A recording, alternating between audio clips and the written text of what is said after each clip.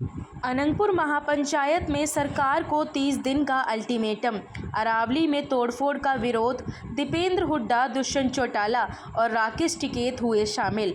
हरियाणा के फरीदाबाद में supreme court के आदेश पर हो रही तोड़फोड़ के विरोध में आज महापंचायत हुई, जिसमें सरकार को तोड़फोड़ को रोकने, टूटे हुए निर्माण की मुआवजा राशि देने सहित 2500 एकड़ जमीन गांव के इस्तेमाल के लिए छोड़ने की मांग रखी गई। संघर्ष समिति ने कहा कि अगर सरकार ने 30 दिन के अंदर इन सभी मांगों को पूरा नहीं किया तो कठोर फैसला लिया जाएगा। महापंचायत अनंगपुर गांव के सूरजकुंड गोल चक्कर पर हुई।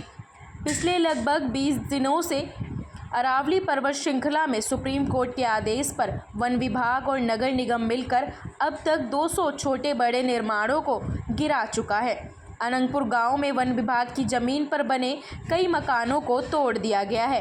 इसके बाद प्रशासन गांव अनंगपुर में वन विभाग की जमीन पर बने निर्माण को गिराने की कोशिश कर रहा है, जबकि ग्रामीण इसको पूरी तरह से गलत बता रहे हैं। गांव को लोगों का कहना है कि उनका गांव लगभग 1100 साल पुराना है, ऐसे में उनकी ज़मीन पर बने मकान अवैध कैसे हो सकते हैं। सुप्रीम कोर्ट में प्रशासन ने गलत तथ्य पेश किए हैं और गलत तरीके से उनके गांव में मकानों को तोड़ने की कोशिश की जा रही है। गांव में शुरू के दिन हुई तोड़फोड़ के बाद से ही ग्रामीण विरोध दर्ज करते हुए नजर आ रहे हैं। इसको लेकर ग्रामीणों ने एक संघर्ष समिति का गठन किया, जिसमें बैनर तले आज अरावली में सूरजकुंड गोल चक्कर पर महापंचायत का आयोजन किया गया। इस पंचायत में हरियाणा के पूर्व डिप्टी सीएम दुष्यंत चौटाला, सांसद दीपेंद्र हुड्डा, किसान नेता राकेश टिकैत, किसान नेता चाडुनी, पूर्व शिक्षा मंत्री गीता भुक्कल, नूंह से विधायक आफ्ताब अहमद, पूर्व सांसद अवतार सिंह भड़ाना, पूर्व मंत्री करण दलाल, पूर्व विधायक प्रवीण सिंह चैंपियन सहित बड़े बड़े चेहरे इस पंचायत में शामिल हुए।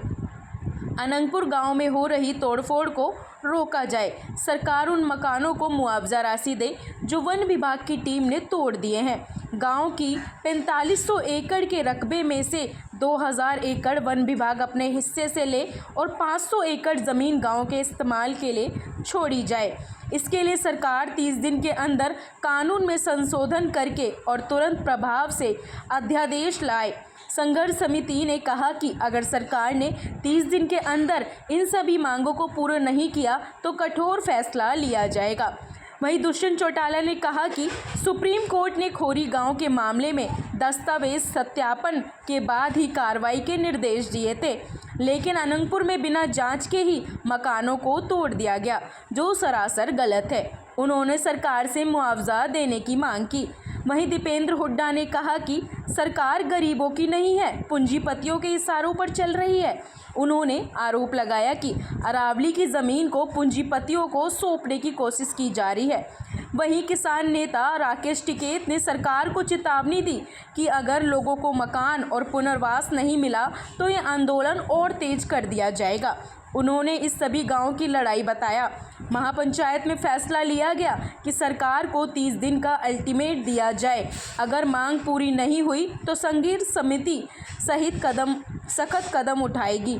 वहीं महापंचायत को लेकर केंद्रीय राज्य मंत्री कृष्णपाल गुर्जर ने मीडिया से बातचीत में विपक्षी दलों पर जमकर निशाना साधा। उन्होंने कहा कि जो नेता आज गांव वासियों के समर्थन में खड़े दिखाई दे रहे हैं, उन्हें कहीं भी सरकार के समय यह फॉरेस्ट एक्ट लागू नहीं हुआ था। उन्होंने बिना नाम लिए पूर्व सांसद अवतार सिंह भड़ाना और हरियाणा सरकार के पूर्व कैबिनेट मंत्री महेंद्र प्रताप पर इशारा करते हुए कहा कि एक नेता इसी गांव से सांसद रहे और दूसरा हरियाणा सरकार में मंत्री, लेकिन उस समय उन्हें अनंगपुर गांव की चिंता नहीं हुई।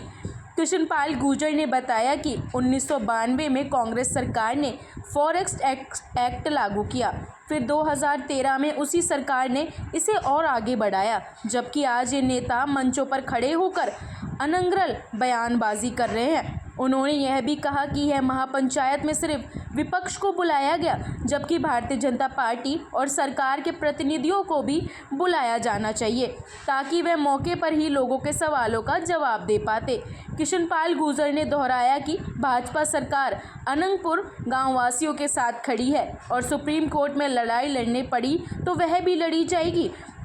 उन्होंने कहा कि यदि आवश्यकता पड़ी तो सरकार कानून में संशोधन करने की दिशा में भी कदम उठा सकती है।